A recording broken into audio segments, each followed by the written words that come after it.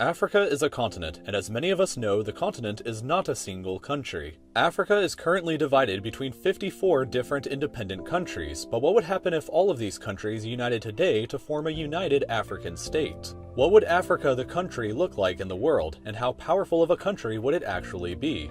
For starters, Africa is huge and covers over 20% of all the land on Earth, making it about 70% of the same size as all of Asia, or about 3 times the size of all of Europe. 1.2 billion people currently live in Africa, or about 16% of the entire global population. So interestingly, a united African state would actually have a smaller population than both India and China. But this wouldn't be the case for very long, since Africa is currently experiencing the largest population boom in the world. The population of the continent has doubled since just 1990, and the continent is expected to surpass the populations of both India and China in the same year, 2022.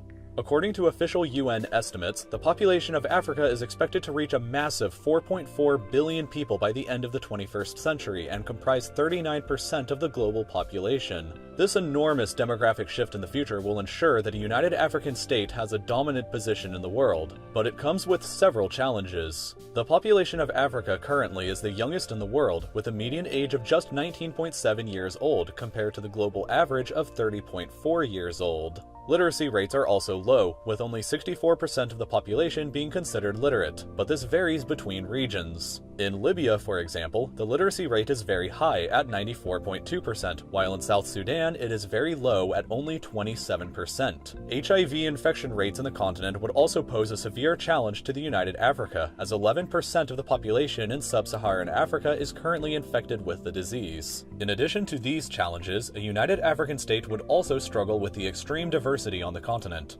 Africa is the most linguistically and ethnically diverse continent on the planet, where somewhere between 1,250 and 3,000 languages are spoken.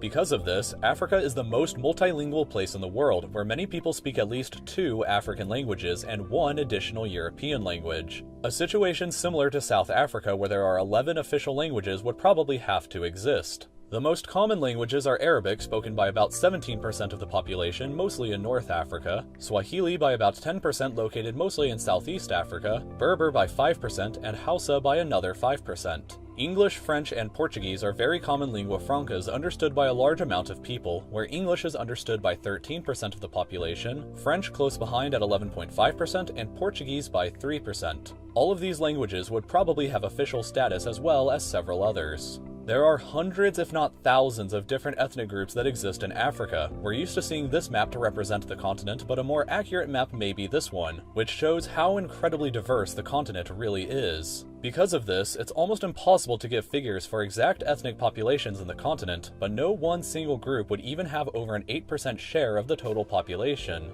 In terms of religions, here is a religious map of the continent. Christians and Muslims would be almost perfectly divided, with each faith claiming about 47% of the continent's population. Traditional African religions would represent about 10% of the population, and this adds to more than 100% because several people hold mixed beliefs. About a final 2% of the population would be atheist or non-religious. Next, we have a map of where the 10 largest cities on the continent are located. The biggest city, Lagos in Nigeria, has a greater population than all of Romania combined. But despite this, it probably wouldn't be the capital city. I predict that the capital city would probably be located here in Ethiopia at Addis Ababa. This is because an organization called the African Union already exists, similar in some ways to the European Union in Europe. The African Union's headquarters are already located in Addis Ababa, and the United Nations Economic Commission for Africa is also headquartered here. Addis Ababa is often already called the political capital of Africa, so it would make sense to agree that the city would serve as the capital city of the United Continent as well. Cairo and Johannesburg would probably be the largest financial centers of the United Africa and serve very important roles as well. Africa is incredibly rich in natural resources, possessing 90% of the world's platinum, 50% of its gold, 50% of its diamonds, and another 33% of its uranium. Despite this, however, it remains the poorest continent on the planet. The United African State would have a GDP of 2.39 trillion US dollars, making it only the 7th largest economy in the world. It would barely beat out India's economy, but remain behind those of France, the United Kingdom, and Germany. The GDP per capita of Africa would only be $1,992 per year, but that figure isn't totally accurate of how crushing the poverty on the continent actually is because of rampant government corruption. According to the World Bank, poverty is defined as living under $1.25 per day. Based on that, 50% of the population of sub-Saharan Africa would be living in poverty, with the average poor person on the continent living on less than 70 cents per day. This picture kind of highlights how severe this problem is, especially when you compare it to other continents. But Africa has a lot of room to grow. The continent is projected to be the quickest growing region in the world in the future, and her GDP is expected to finally overtake France and the United Kingdom by 2023, but will still remain behind Germany then. All things considered though, Africa certainly has the potential, if it united, to become a superpower by the close of the 21st century. It would have a massive population to fuel a massive army and a potentially huge economy that could one day rival the rest of the world. With one flag, Africa the country would be a united continent, optimistically looking forward to what the future would bring for her.